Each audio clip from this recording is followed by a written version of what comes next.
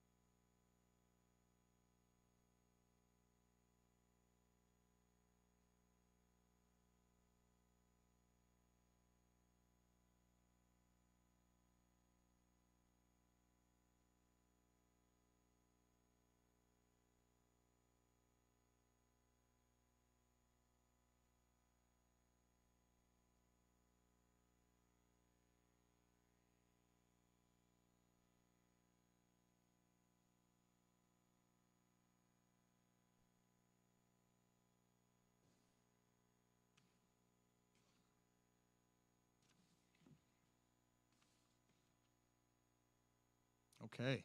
Good evening, everybody. My name is Kevin Moore, Associate Principal and Athletic Director at Grafton High School. 5 years ago, a group of GHS stakeholders began discussing and planning a Blackhawk Athletic Hall of Fame. The belief behind starting the hall was, and still is, twofold. We felt that the rich athletic history at GHS deserved to be recognized and celebrated. We also wanted our current students to be aware of the legacy of Blackhawk athletics that they are currently a part of. And today, here we are. We are getting ready to induct the 4th class of Grafton High School Athletic Hall of Famers. Please join me in a round of applause for inductees Mr. Tom Roy, Ms. Bailey Nenning, and Mr. Dennis Gecke.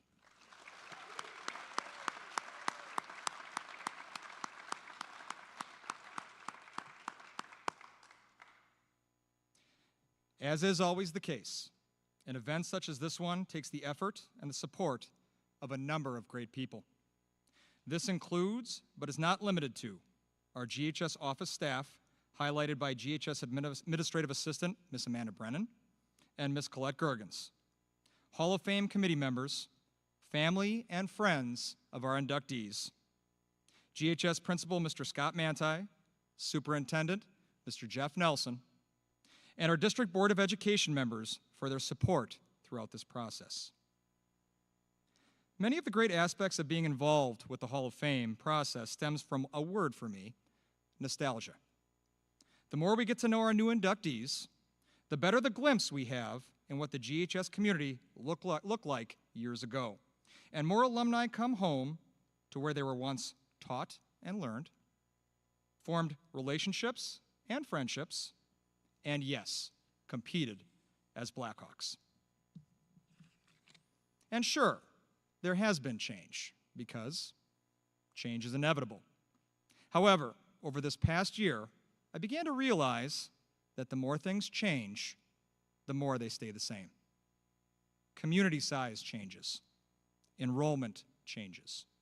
Facilities change, whether newly built or renovated. However, one of the best attributes of high school athletics is that some things don't change. School pride does not change. Tradition does not change. And in Grafton, community support does not change. As when it comes to either a deep playoff run for one of our teams or a regularly scheduled game that's been on the schedule for a while, of course you see students and you see parents. But you will also see community members and alumni wearing orange and black, cheering as loudly from their seats as when they did when they were students. The more things change, the more they stay the same. The first Blackhawk to be honored today is 1967 graduate, Mr. Tom Roy.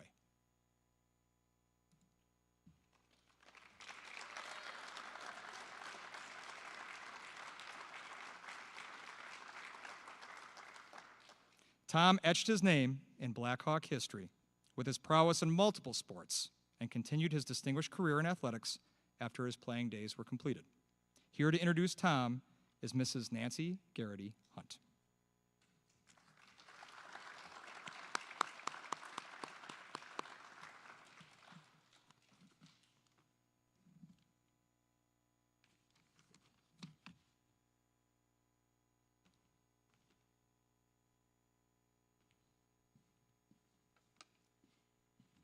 Thank you, Kevin. Ooh, hard to see everybody out there. And good evening, everyone. It's great to be back in Grafton. I don't live here anymore, but my heart will always be a Blackhawk. The person I'm here to present to you attended JHS in the 1960s, a very long time ago. Students in high school today are probably learning about that decade in history class. But here we are, mostly healthy, definitely graying, and still able to remember vividly the world events that happened during those years and relate to them the great times that we had here at JHS. And there was so much to celebrate, especially when it came to sports. The Blackhawks were on top in virtually every season as our championship teams ruled the Scenic Moraine Conference because of talented athletes like Tom Roy. Tom attended GHS from fall of 1963 until graduation in 1967.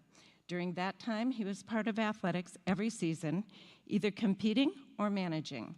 Tom was an integral part of conference championship teams during that era, and as a 6'3" junior, played center on the 1966 varsity basketball team that competed in the historic win over Madison East. I knew it had come from the crowd. That was a very historic win because in those days there were no divisions.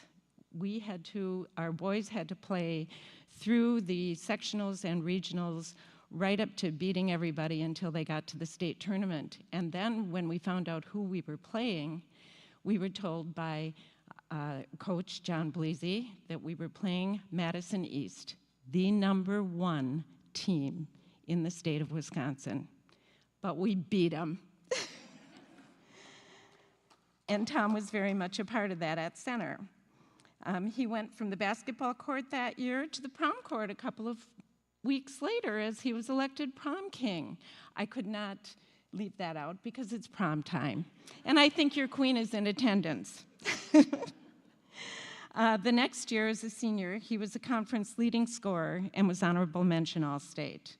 Also a force on the baseball team in the pitching position, Tom was recruited at the age of 17 by Major League Baseball teams. He signed with the San Francisco Giants and did a stint in the Major League Baseball in minor league, which led to working as a scout for several major league teams.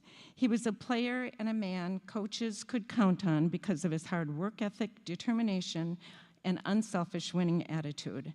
Tom's quiet confidence put both coaches and teammates at ease when he was in the game and in the locker room or in the chapel. The values Tom developed during his formative years at GHS played a part in his future as he went on to a successful career, following a spiritual calling to serve by coaching on the high school and college level and mentoring and motivating professional athletes and coaches.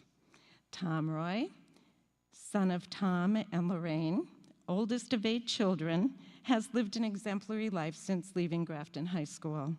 With his beautiful wife of 54 years, Karen, always by his side, they raised a loving family and founded and grew a faith-based business. Tom has taught and influenced thousands of athletes, coaches, young and old, all over the world through his published books, seminars, sports clinics, and podcasts. And I just watched Intentional Walk last night. Pretty good. And now he will long be remembered by being added to the Grafton High School Athletic Hall of Fame. Congratulations, Tom.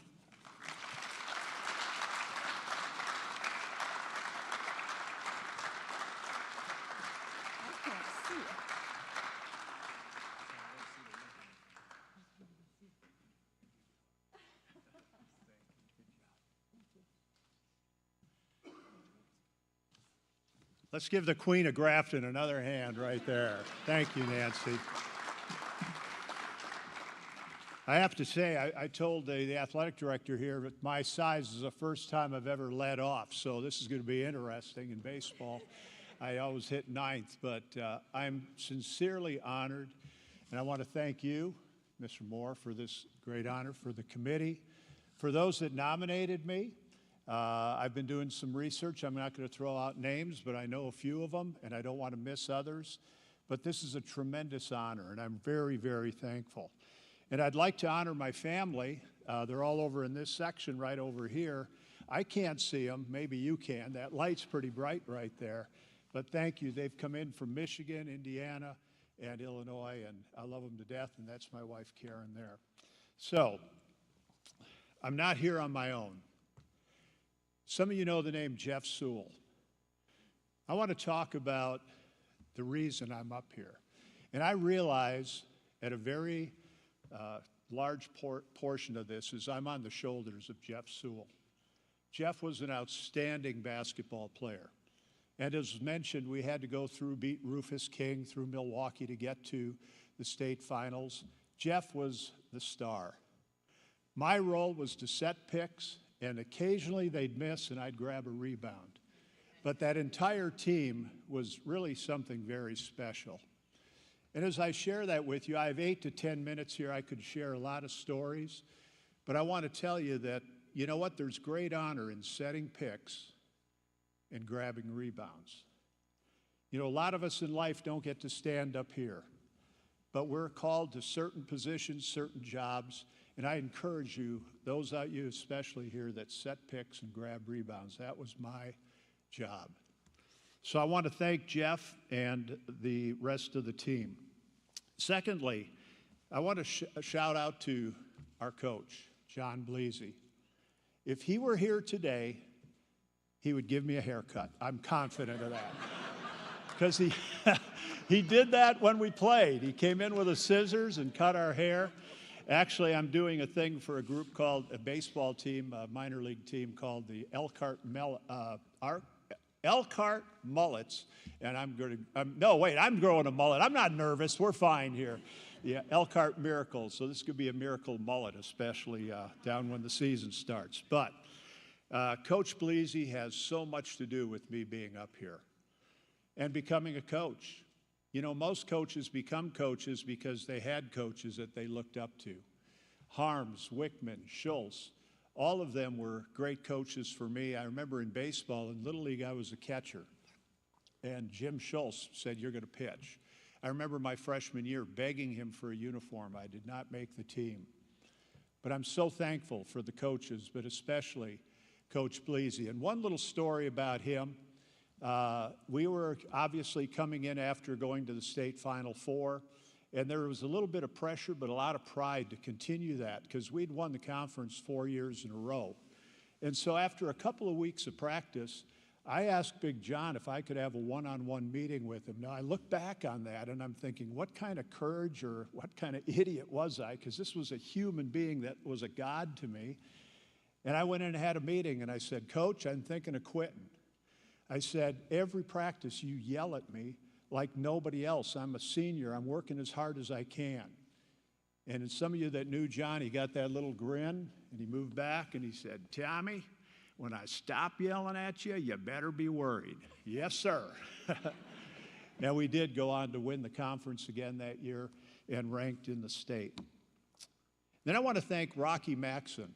Rocky did not play on the team our junior year, but he did come out his senior year. When I talk about, different people, none of us are islands. We all need to be peninsulas, touching someone else's life. And why do I bring Rocky up? We went to the last game against Germantown, and I was tied for the scoring lead with a player from Fond du Lac. And in the locker room, Rocky came to me and said, I'm throwing every pass to you. Grafton is going to get on the boards here. We are going to get you in there. I fouled out in the third quarter, early in the third quarter, with 37 points. Thank you, Rocky. I won by 6 points, the scoring title. My point being, we need others. And somebody that may sound insignificant, but my best friend in high school was Dave Clokey. And he was always there, and he was our stat guy. And I really am thankful for him. So thank you to all of those. Also, I want to thank you, Kevin, for not posting my football stats or my cross country or my track stats. Thank you very much. Appreciate that. Some things you never forget. And I'm going to go through this kind of quickly because my time is about up. 1051 First Avenue, Grafton, Wisconsin. 377-1167. It was a different time. We didn't have cell phones. We didn't have internet. We had 3 stations on TV. And we had WOKY, Waukee and Milwaukee. And my buddy Mike McGivern from WOKY came out today. Thank you, Mike, for doing that. Really appreciate it. But as was mentioned, there was only one division at that time, and it was good basketball. And I remember going to the state finals, and you can imagine running out onto the University of Wisconsin basketball field. And there was Nancy and Jane and the cheerleaders, and the entire village, I think, was there, going absolutely nuts. And that kind of pride was, I mean, right now I get hairs on my skin standing up when I think of that. And I think that the other thing I wanted to say about Grafton is I lived on First Avenue. My parents saw fit to send me to St. Joe's, but we only had one car. So from first grade through 8th grade, we walked to school every day and walked home. I think about that now, what the heck? But maybe that was a muscle fiber to get me to be a rebounder at one point. But that was a heck of a walk, but it was a different day. And I think about it, what was I, 7, 8 years old, walking all that way? I don't know if that had happened now. But going to Madison and then coming back to the village and having a fire truck parade through town, those were big deals because this was our world. And I was so proud and still am today and mention it everywhere I go that I'm a Grafton Blackhawk. And then signing with the San Francisco Giants. To be in spring training with guys, I had their baseball cards. And now we're competing against each other. And I never made it to the big leagues. I didn't make it very long. I got injured. But it was a memory that I will never forget. And I thank you tonight for giving me this opportunity to share a little bit about my life. But I want each of you to know that every one of you is important. I just happen to be standing up here tonight.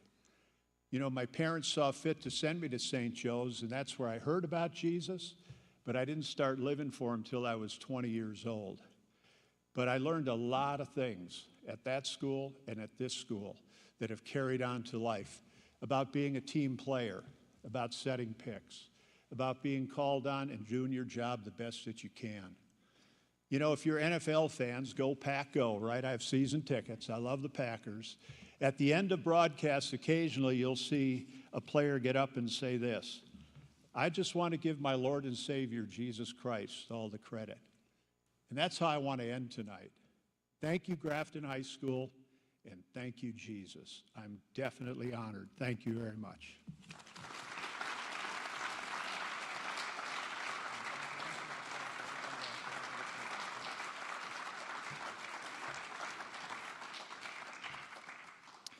At this time, we would like to present Tom with this plaque on behalf of Grafton High School, which will also hang in our commons in his honor.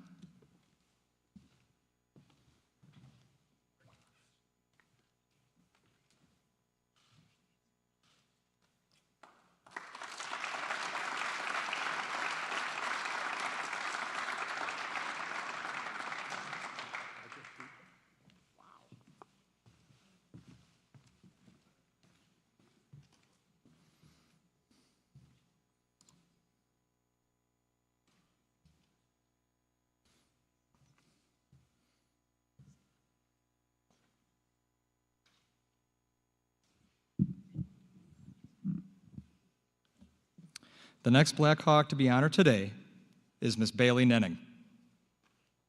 By the time that Bailey graduated from GHS, she left a remarkable legacy in the GHS pool as one of the true Black Hawk swimming legends. Here to present Bailey is her sister, Sadie Nenning.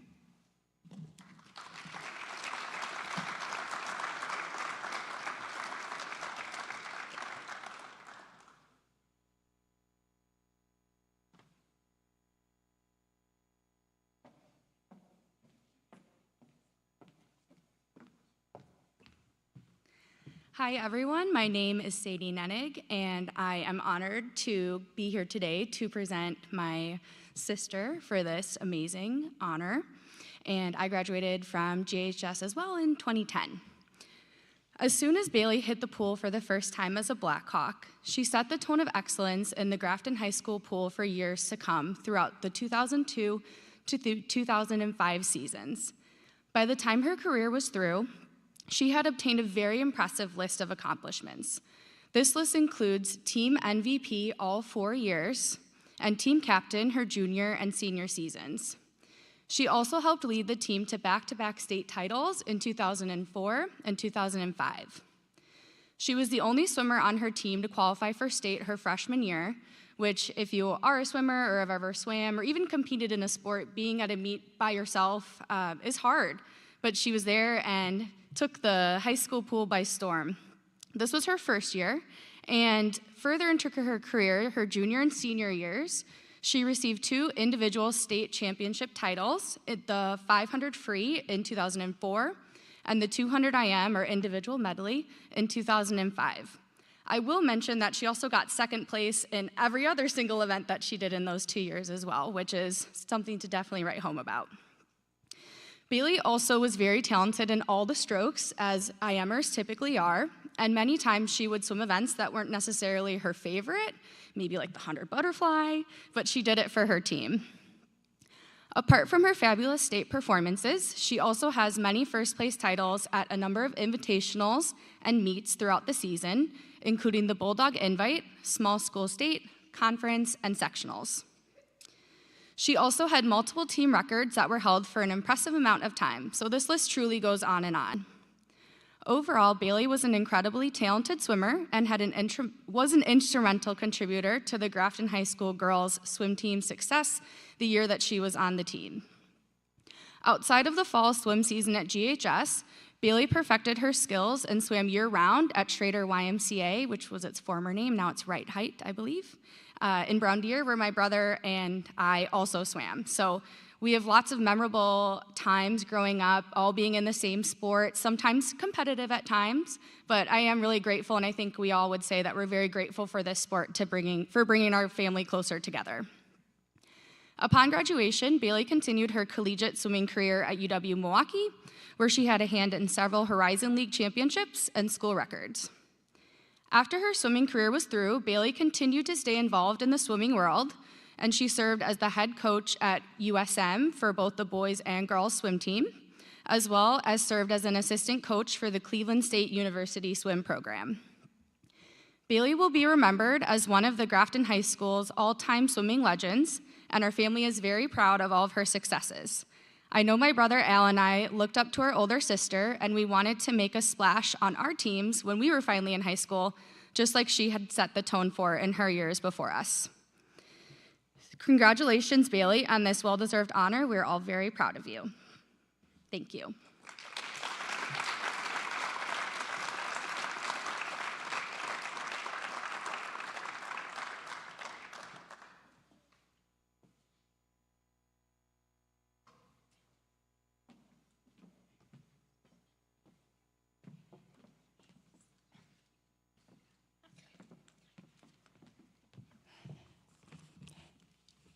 All right, hello everyone. First and foremost, I want to express my deepest gratitude to the Grafton Athletic Department and the esteemed committee for this honorable, incredible honor. I also want to extend a congratulations to my fellow honorees, as this is something, and this is a night that will truly be remembered. Being selected for induction into the Grafton High School Athletic Hall of Fame is truly humbling, and I am filled with immense appreciation. Tonight is not just about me. It is about acknowledging the rich athletic history of our school and celebrating the countless achievements of individuals and teams who have graced the halls over these years. From the legendary feats to everyday victories, each contribution has woven a tapestry of excellence that defines Grafton High School athletics. To the current student athletes and those who will soon carry the torch of Grafton athletics, I urge you to not only admire the accomplishments of those who came before you, but also to draw inspiration from them. Let their dedication, resilience, and spirit fuel your own journey, and may you continue to elevate the legacy of greatness that is synonymous with our school. As I stand before you tonight, reminiscing on my time here, one thought resonated deeply within me: the realization of how truly special it was to have experienced the opportunities afforded to me here at Grafton High School.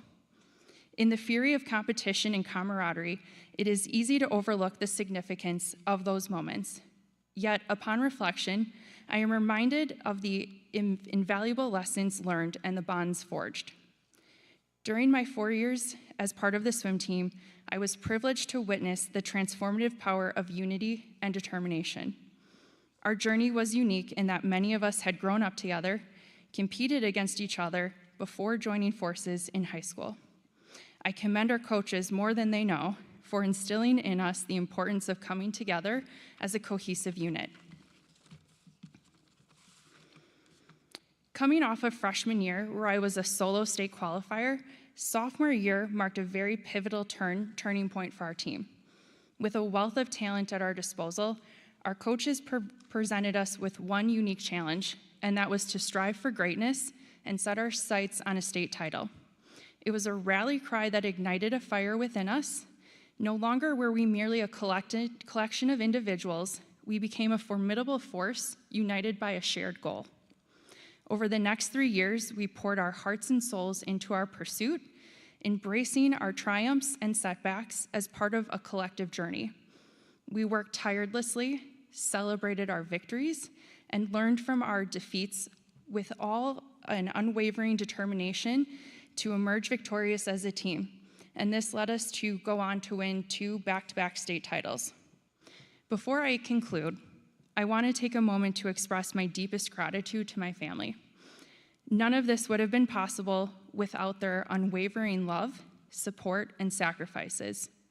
While my dad may not be here tonight to share in this experience, I know he would have cherished being a part of this evening. My parents, Tim and Holly, sacrificed countless weekends in humid pools, early morning swim practices, even braving blizzards to get me to a meet. Your dedication and encouragement never wavered. And there's something to be said that I can count on one hand how many meets you guys actually missed. This is a testament to your unwavering support. Your sacrifices did not go unnoticed, and I am forever grateful for the love and support that continued well into my college career.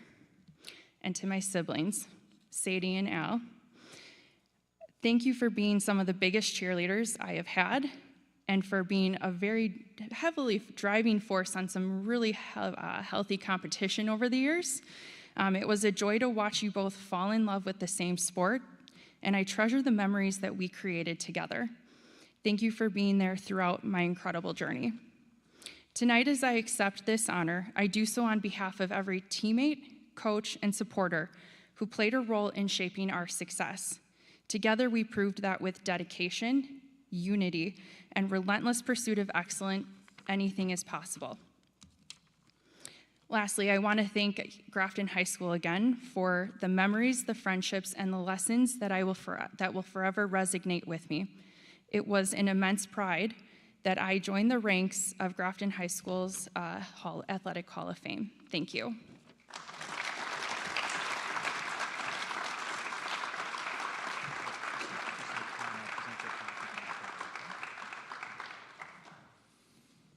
And at this time, we would like to present Bailey with this plaque on behalf of Grafton High School, which will also hang in our commons in her honor.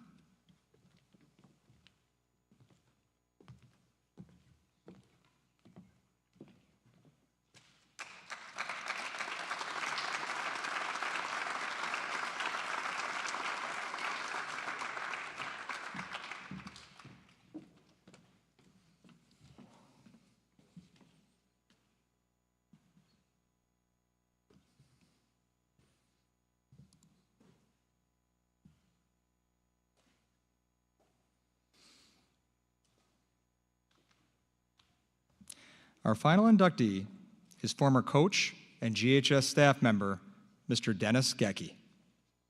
Coach Gecky's coaching tenure at GHS spanned over 4 decades, highlighted by heading up the Blackhawk baseball program for 25 years and the boys basketball program for 8 years. Here to present Coach Gecky is his daughter, Mariah Zach.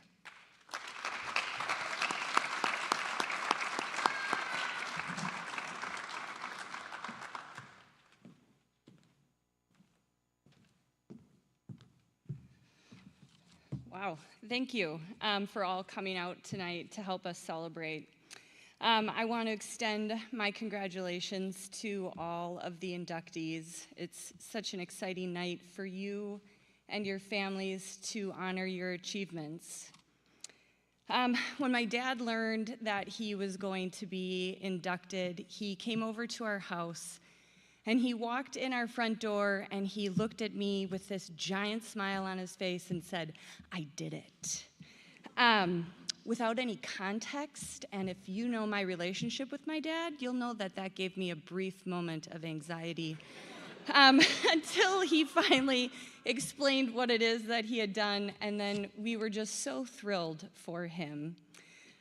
Sports has always been a huge part of my dad's life. I have always associated the two of them, whether he was playing or watching.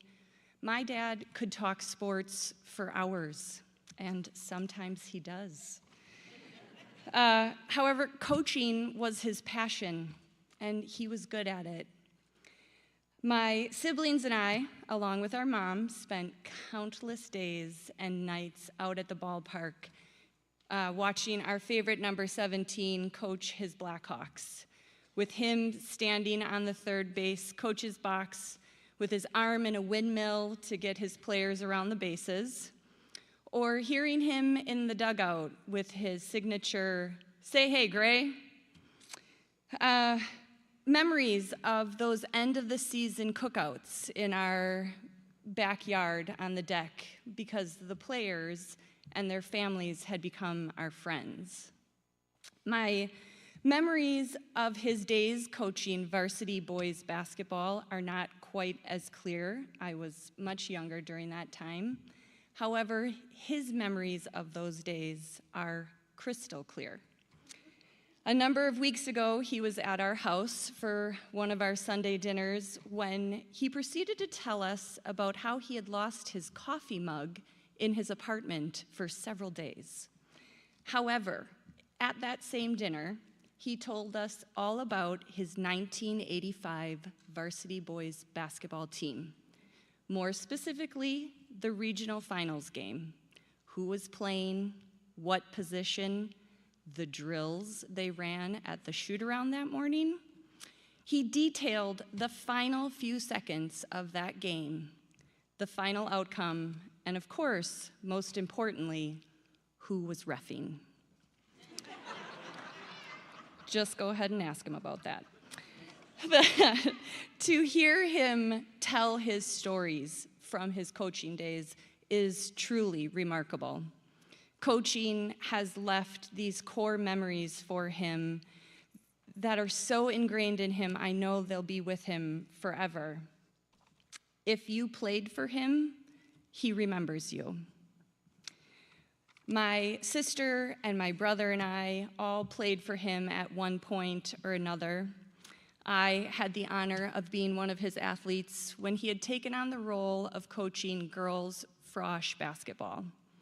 He will tell you that after years of coaching boys, it was a steep learning curve to move to the girls, but one he enjoyed and he succeeded at.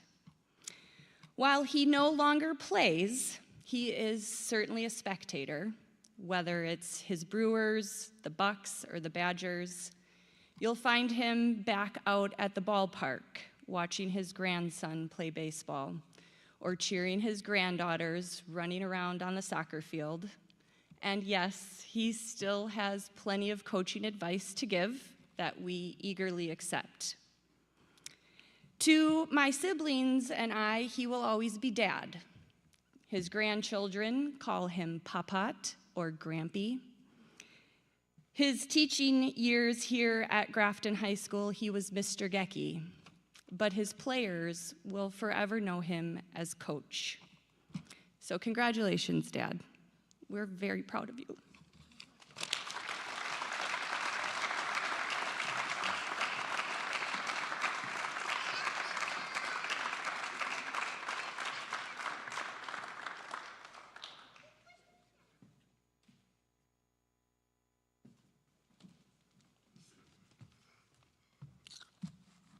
Wow. Thank you, Maya. I have to talk a little about her. I'll talk a little about her later. Just lost my notes. First off, thank you everybody for being here. I'm really deeply honored. I'm very, very deeply humbled. I'm humbled with the plaques. My plaque is going to join, starting with John Bleasy, who was talked about quite a bit already. When I came here, he was an athletic director and vice principal. And I had so much respect for him in those two positions. And he was so very supportive of a young teacher coach. And I learned things from him. When I came, I was afraid, with all the success that Big John had, that he was going to be pretty critical of a rookie coach. And that wasn't the case at all. They'd go in and in short periods of time, 10, 15, 20 minutes most, on various phases of the game that he had saw and witnessed, he'd take a little piece of scratch paper and write out X and O's. At least a dozen of those X and O's went into my coaching case. And when there was a situation would come up, I remember them so well, I'd get out my wax board and X and O, and we were ready to handle a lot of tough things that were thrown at us. And thanks a lot, Big John. Jeff Sewell. I was in high school playing basketball when Jeff Sewell was at Grafton playing basketball. I certainly heard of Jeff Sewell. He had a number of 50-point games. You know, that 50-point games, 32-minute games. You know, the pros play 48. And to accomplish something that was amazing. Nancy mentioned 1966. Remember that game? Jeff Sewell, Tom Roy, and Coach Bleasy were the leaders on that team. It had to be the biggest upset in the state Wisconsin basketball history. Little old Grafton playing Madison East, 22-0 Madison East, as says by Nancy, #1 to win that game. Incredible. Not to put a damper on things, but I have to mention a guy who is one of my very best fans. He played for Wisconsin Rapids against Grafton the next day. Fortunately for him, and unfortunately for Grafton, Mike Casey had a very strong game, 19 points off the bench. I talked to him recently. He said one thing he remembered from that game, at the circle he was guarding Jeff Sewell. Mike is close to my size. Jeff Sewell, 6'5", 6'6", great athlete. Some people think Jeff Sewell was a big white kid who could shoot.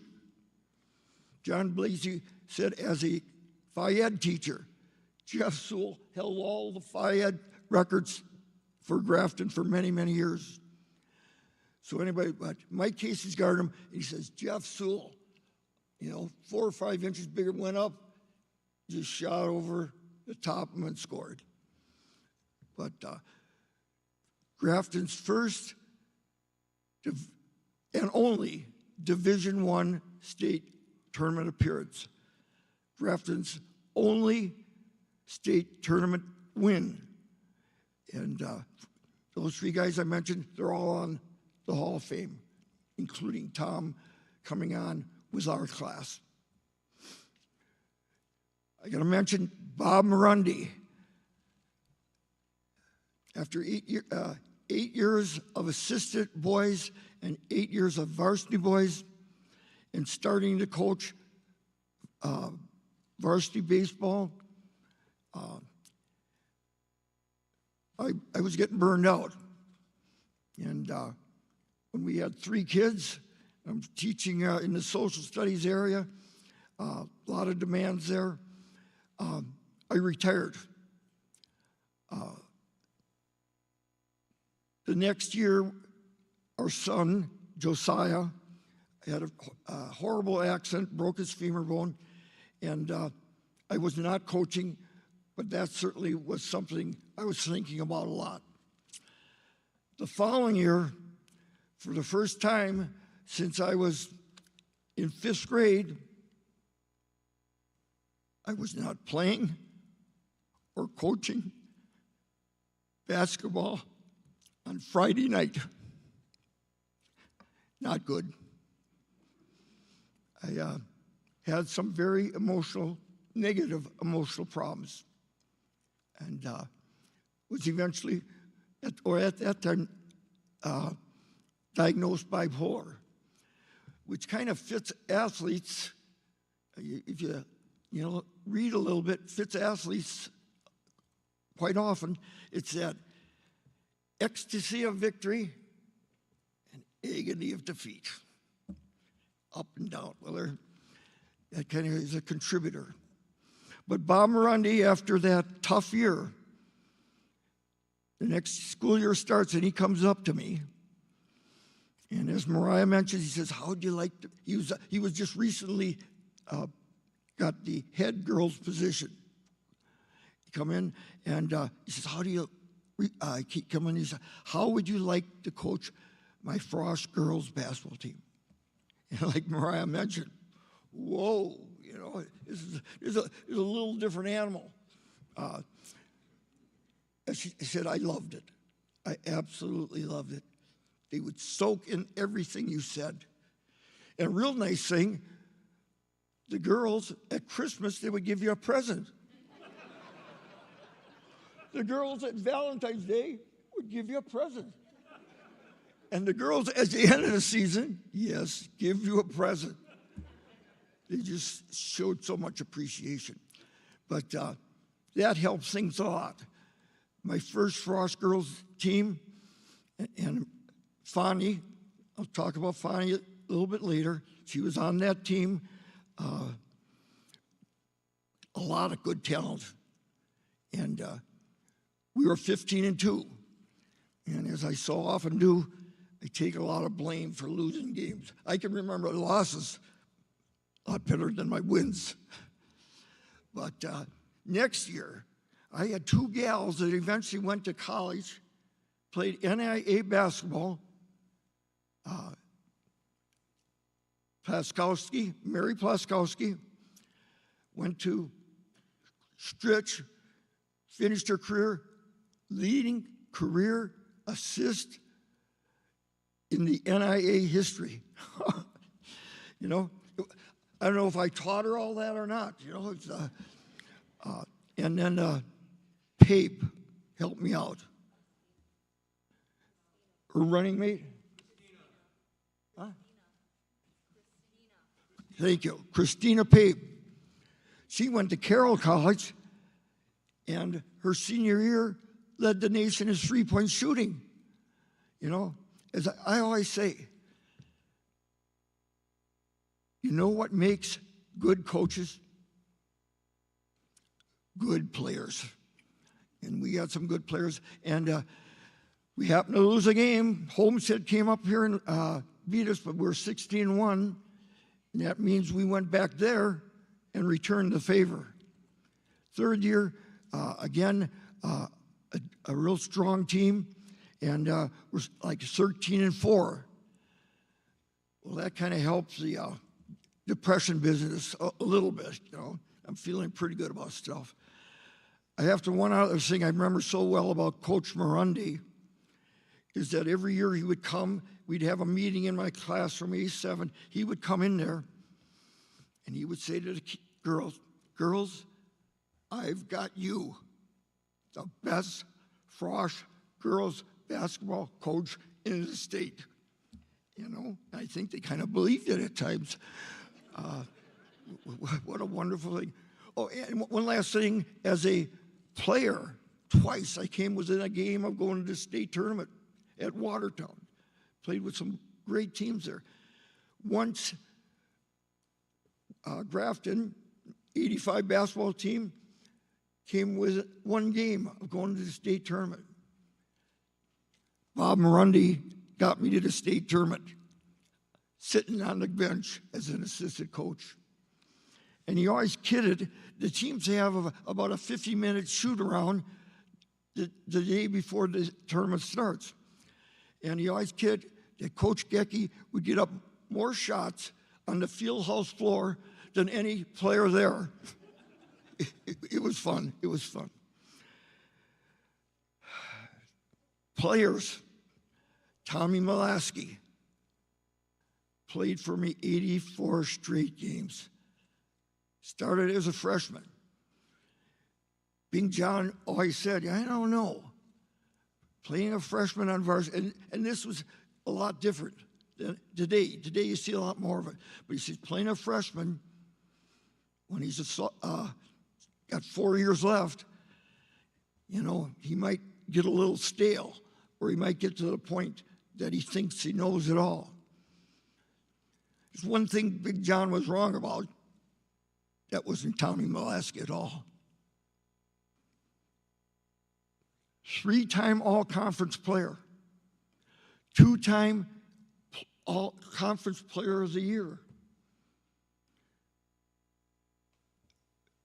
Averaged 25 points his junior, senior year. He's kind of a pass first, shoot second guy. He's still scoring over 25 points. Only twice I yelled at him 4 years in the huddle. Tommy, don't be so damn unselfish. He was, and still is today, I saw him about a half hour ago, a greater person than he was a basketball player. He got a 4-year scholarship to UW. He ended up #2 career assist leader, twice captain, and just had a wonderful career. And now he's a wonderful dad. 3 girls, right, Tom?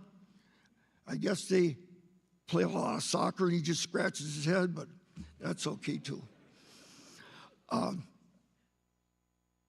Player, who else did I got here? On the wall, help me out. I got one other person on the wall. I never met Bailey. I was gone before she graduated. I don't know if you ever had a class with me. You didn't? You're lucky. I was kind of unorthodox. I was kind of, I felt I had to teach the kids, but also I felt I had to keep their attention. So it didn't hurt to sing, dance, and whatever I could do to keep their attention, tell stories. But did you have a kid brother that was a great swimmer? Played for me.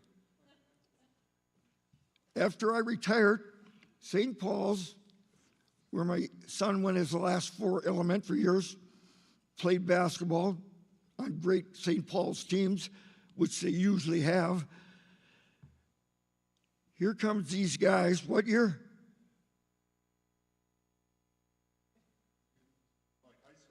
St. Paul's. 5th grade. 5th grade.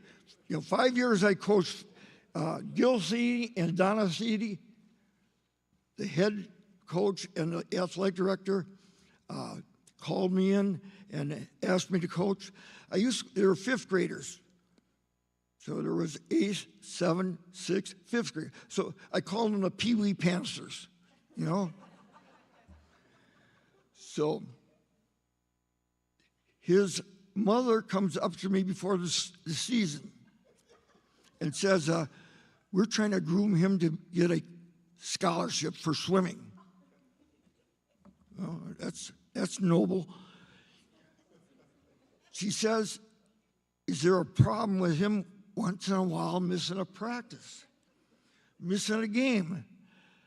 Well, back when I was a varsity coach, you kind of know what the answer might be. But here it was, 5th grade Pee Wee Panthers, and I said, I'll make a deal. He still tries to make every practice and certainly every game that he can, and he just work, practice, and play his butt off. I think he became, and I told her, but he's not going to start. I honestly think he became the greatest 6th man in the history of St. Paul's basketball. I am not kidding you.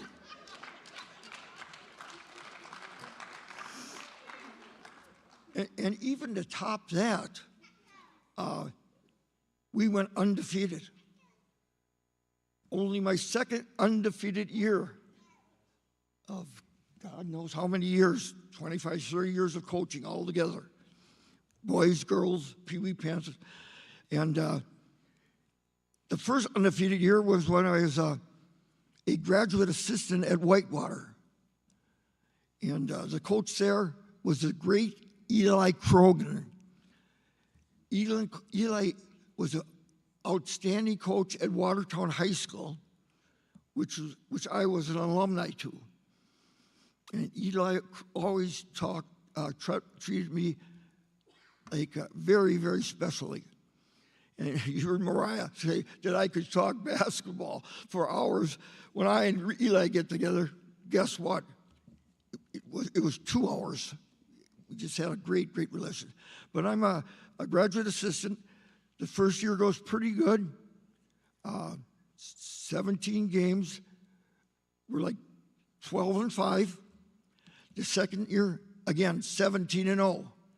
So those two 17-0 records kind of bookend each other in my coaching career.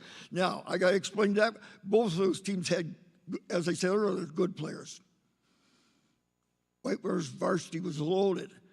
So some of the sophomores from the previous year, the good sophomores, still played with the JVs. And we recruited, and there was kids that wanted to come into the Grafton program from Texas, from Michigan, and just good players. And with good players, of course, you got to put them in the right, set them up in the right positions. But you just let them go. don't get in their way. And I'm really glad that I had the opportunity of coaching with you and how that whole thing worked out. That was very, very special. Very special.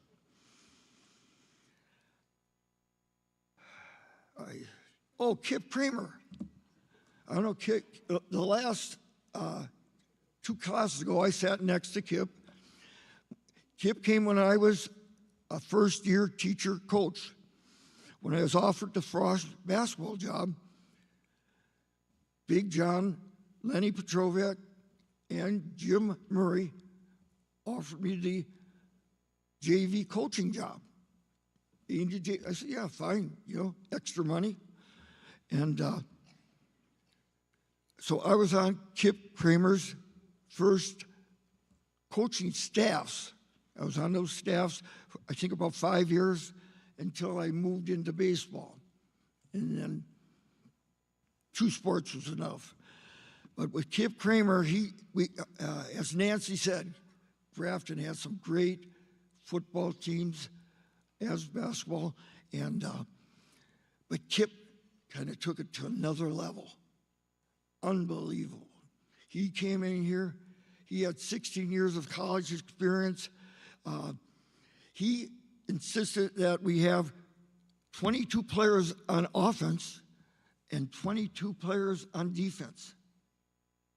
A school about, at that time, 800-900 kids.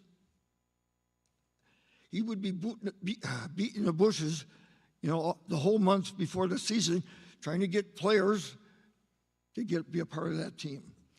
But I learned a lot. I learned a lot about organization, and I learned a lot about organization and motivation. Excellent motivator. He had me at times standing on the sideline so pumped up that I wanted to go into the game. He was just totally devoted to his sport. I got to thank family members here. It starts. I got to thank somebody who's not here. She's not been here for 12 years. My wife passed away 12 years ago. Jan Ray Christensen Gecky. And she supported me unbelievably. Unbelievable. I met her when she's a 14-year-old Frost High School cheerleader. So I had my own cheerleader there for a few years, and we went different ways in college. We saw each other once in a while during breaks,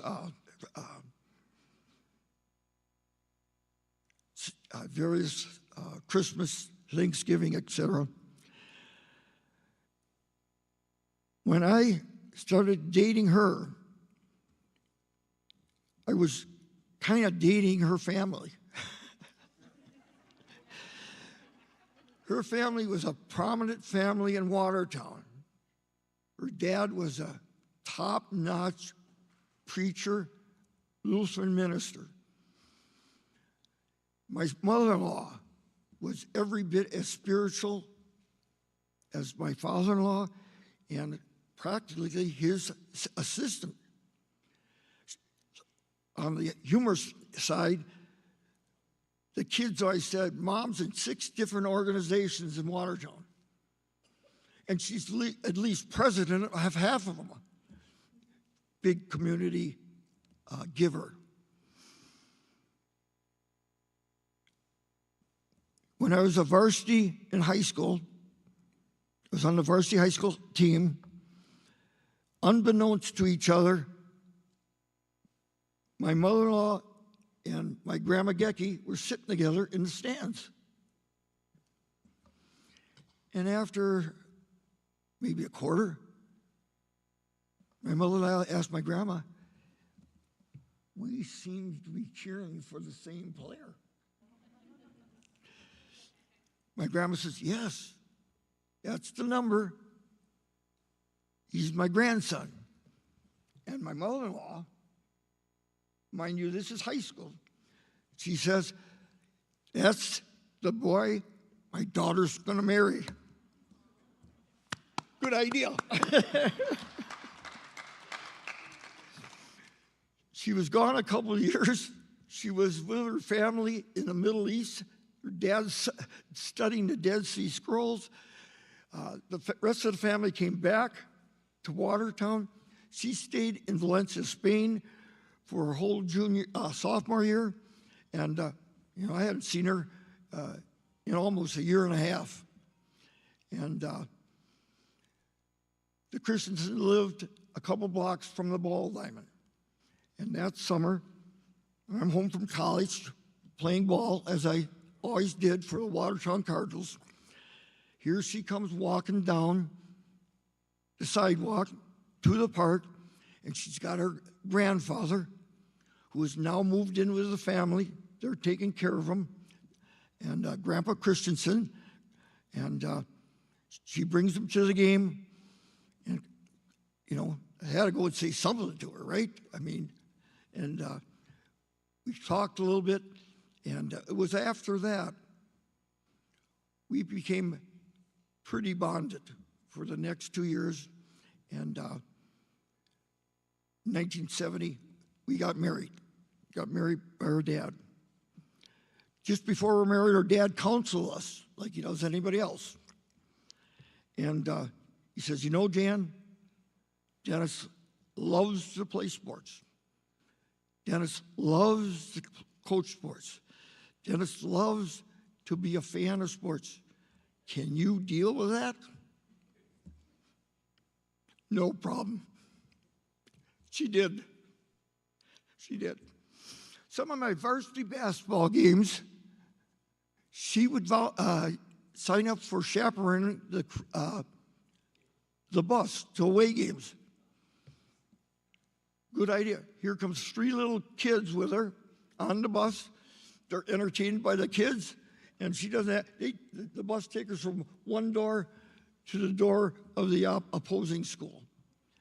And she did that time and time again. Amazing. I think there's some females out there shaking their head. What, was she all right?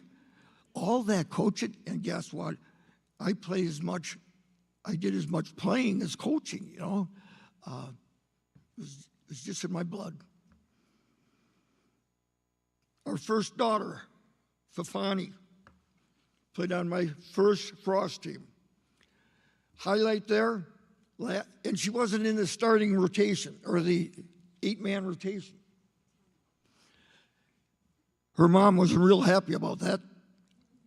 But last game of the year, she's out there, steals the ball at half court, using her opposite hand, her left hand, 3-4 dribbles down the court, laying up a left-handed layup. Outstanding. I was never more excited that year with that play. She eventually became 3-time cheerleader at Grafton, 2-time captain of the cheerleaders at Grafton, following in her mother's footsteps. Both of them went on to college and were college cheerleaders as well.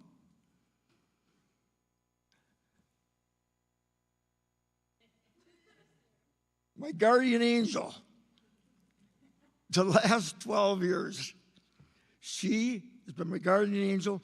She had help. Her son Michael, or Father Michael, her son Sebastian, her daughter Reagan, and Remy James. Remy James, they forgot to mention your taekwondo performance this last spring. 6 months in taekwondo, she advanced 3 belts, was busting boards left and right, 5 years old. She's dangerous. She's a pistol. But they have helped me so much over the last dozen years, time and time again. Last but not least, Josiah. Not here tonight. Can you believe that? One daughter comes from 5-6 miles away And then I got my guardian angel bringing our whole family here. Josiah is in Las Vegas. Before we're too tough on him, his job sent him there. He works for a company out of Chicago which deals with corporate real estate. So his job sent there and he couldn't get out of it. So he's actually out there making money, not losing money. Got to give him credit for that. I coached him when he was a freshman. I coached him before he got to high school, but in high school I coached him when he was a freshman. At the beginning of the year, summer baseball, the weather was great. You could schedule 3-4 games a week. By the end of a 6-7 week season, you know, you're between 25 and 30 games. I keep telling Coach Durst I would never coach summer ball. It was just too good weather-wise, scheduling-wise. But the tough thing was, sometimes it was difficult to talk a lot of players in giving up a lot of their interests during the summer. So that year, when we started the season, there was maybe only a dozen players all together. And it was no brainer that Joe was going to be out there starting at second base. Good athlete, very good athlete. Took after his mom. His mom athletically could run and jump a lot better than I could. So Joe was playing second base, and after the non-conference part of the season, a number of players came off of their spring sports, joined us, and then I split those players into 2 squads, 12 varsity, 12 JV. Joe went with the JV. And as a Frost, probably a good thing for him as far as learning, building his confidence. He played under Bill Shantz. Bill Shantz, who I'll talk later, I inherited the baseball coaching from him, but he came, I think Bill, help me, right, Bill? Help me out. And Joe loved Bill Shantz, had him as a third grade teacher, and he played with Bill Shantz. We also sat down our number 3 pitcher, one of the Renicky boys. He became number 1 pitcher down there, so that was a lot better off than third pitcher for us. And so, anyway, that was Joe's first year. Can I say something? Let me say something. Hey, let me tell you about this guy. I didn't get to this guy yet. He's at the bottom of the ladder. He's the youngest one. Let me say something, okay, bud? All right. This guy has been my hero my whole life.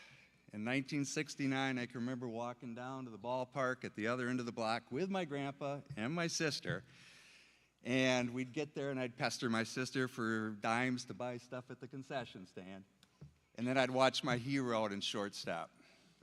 And after the game, I'd sit and wait till the team finished their vaults.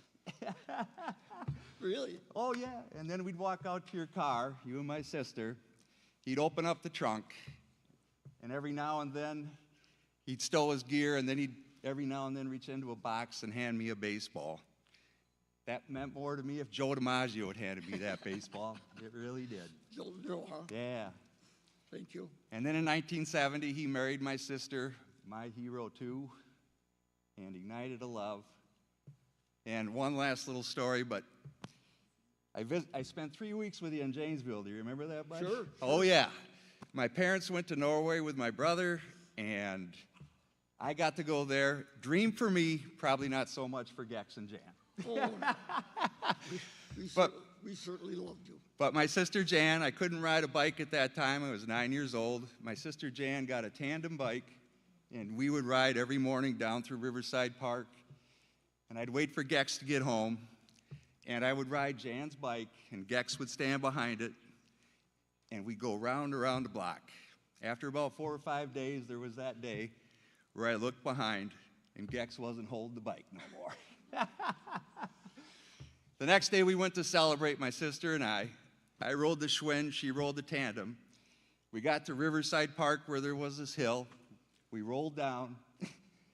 I was behind her, then next to her, and then out of control, wiped the bike out. You never taught me to brake, brother. Congratulations on this, Gecky. Yeah. Well deserved. You've always been number one in my Hall of Fame. I love you, Beck. I love you. Thank you. Good job, Beck. Okay. Let's see. I still got a few more people to thank. Okay? Huh? Yeah. Okay, quickly. I mentioned Jan's family a little bit. Hansi was the last of 6 siblings, 5 siblings. Jan had a younger sister die early after she was born, but she had 5 siblings. He was the youngest, I think about 14 years younger than Jan. Hansi has an older brother, Andy. Andy is maybe about 5, 6 years older than Hansi. I remember Jan would bring him to the swimming pool when I first met her. Hansi was about the size of my little 5, 6-year-old. Hansi wasn't real happy because Jan was there with her 5 or 6 kids, 5 or 6 girlfriends, and he was kind of bored with that whole scene. Jan's youngest sister, Molly, is here tonight. By the way, Andy comes from Cambridge. Hansi came from Johnson's Creek. Molly lives in New Lisbon, getting dry here, not necessarily just a few miles away. So, my own family, I thank my mom and dad. They were born quite young. I and my sister were born 9 months apart. My mom called us Irish twins. We were raised as twins. And my sister, too, is one who has really tried to take care of me over the years. And no girls' sports for Jan, Diane, my sister, but she was a competitor. She was a cheerleader, too, through grade school, through high school. And my uncle had put up a basketball hoop in the hay barn, my grandpa's hay barn. Great basketball court. And she and I, once in a while, would play one-on-one. I had my hands full. I really did. I didn't pass her up in height until like 8th grade. Like I grew about 3 inches in 8th grade, 3 inches my freshman year, and then I got to be a little bit over 6 foot and kind of left her behind. But I certainly thank her for everything she's done for me. Is that it?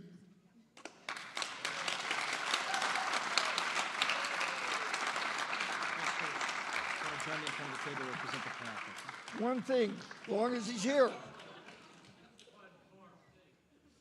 I just met this guy a few years ago when he asked me about Tom Lasky. And a couple of weeks ago, he told me that it was going to be on the Wall of Fame. Thank you very much. But 8 years, Grafton High School, athletic director, associate principal. This guy is a class act. To set up something like this,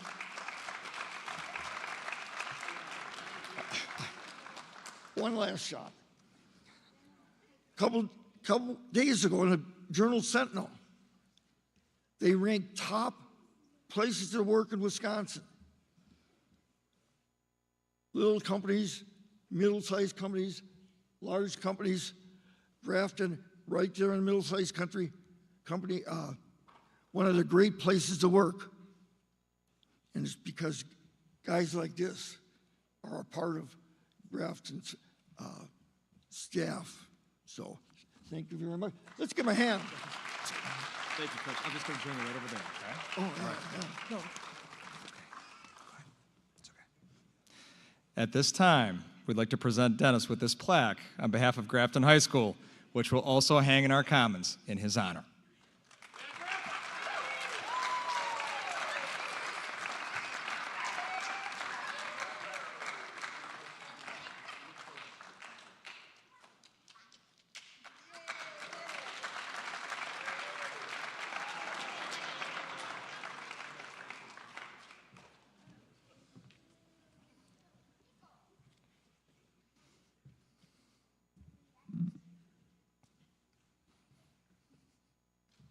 This concludes the speaking portion of our event.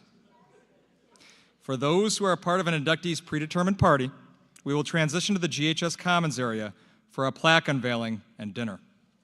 For all others, we thank you for coming together to celebrate the legacy of GHS athletics. We'd also like to remind everyone that you can nominate candidates and for future classes by visiting the GHS athletic website. An individual must be first nominated before they can be considered for induction into the Hall of Fame. So, until next year, I'd like to thank everyone who continues to help make GHS athletics what it was and what it continues to be. And as always, once a Hawk, always a Hawk. Thank you.